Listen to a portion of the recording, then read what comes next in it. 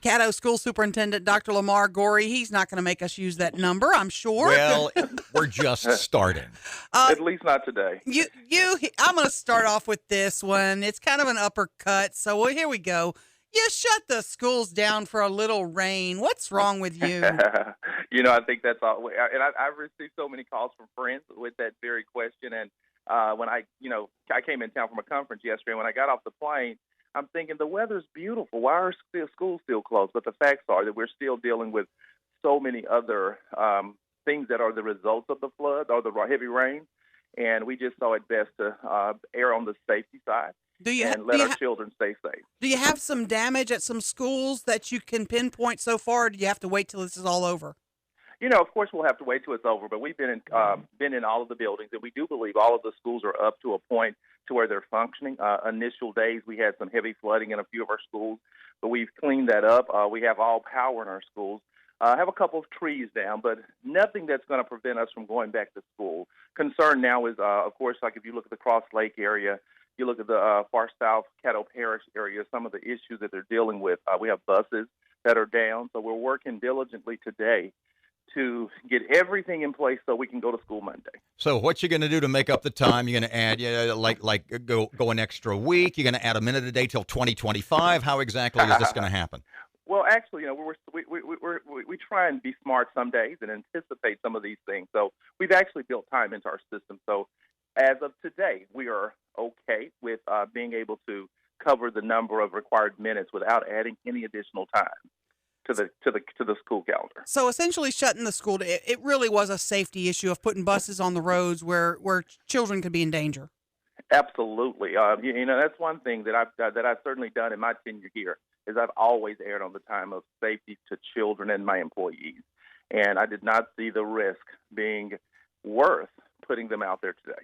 I want to ask you now about a story that came out yesterday, maybe the day before, about the theft of $20,000 at Woodlawn High School. There's a couple of stories out, one in the Inquisitor, one by Elliot Stonecipher. I'm sure you've seen those. What about those? What in those stories is legit, and what in those stories would you like to clarify? We do plan to issue a press release today to give some clarification. It was never $20,000. I did place an employee on administrative leave on February 26th, which was around the $2,100 in school funds that were found to be missing. At every step of the way, since this person's been on leave, we've been in contact with the police and with the sheriff's office, and we've been going through an investigation. Anyone that works in an organization knows that there are due processes that we must follow when we're going through these investigations. And what I will tell you is that we followed every one of those. And I just feel so comfortable with the work that my staff has done in this situation.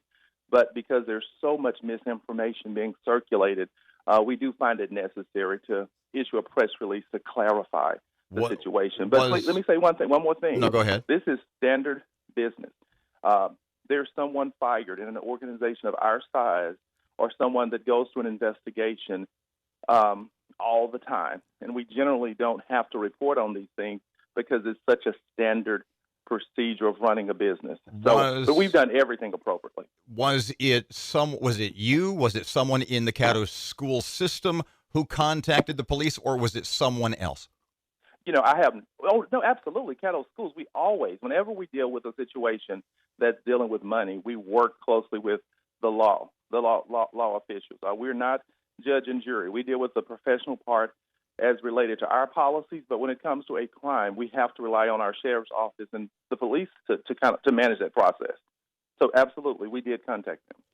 Why no charges against her? Did that have anything to do with you in terms of you said, hey, she's agreed to pay it back. We don't want to pursue this. That is absolutely not true. The charge decision has not been made. That's for the law officials to make. We have absolutely made no deals with anyone to avoid charges. Has this person been fired or on administrative leave? Aaron, what I will tell you is there's a process to being fired. You're put on leave before you're fired. There's a process to when it's actually that you're fired versus being on leave. And we're going through every process to follow the due process for this person. The accusation, one of the accusations made in the articles was that this was being covered up to protect the Woodlawn special status. I'm assuming you deny that completely? Absolutely. The comment doesn't even make sense. What is special status first? What are we protecting? I fired teachers from the zone. If we're speaking because it's a zone school, we've let several teachers go from the zone. There is no cover up here. There's no reason to cover anything up. The fact is, you have a lot of people who work in those schools every day, many teachers that are being affected by the bad information that's being circulated. And it's really people that are working hard as they can to improve the educational opportunities for children. So, again, this situation is really no different from others that we deal with every day in the school system. But for some reason, this one's special. So, and we will speak to that, which is okay. Dr. Lamar Goree, Caddo School Superintendent, I can't thank you enough for being so open. We appreciate your time this morning, and I hope you're okay out in Greenwood. I tell you, we're hanging in here. I tell you, we've received a lot of water damage out here as well, but just very prayerful and doing everything I can today to assist in relief efforts. And again, working hard to get the babies back to school. Thank you, sir. Appreciate your time.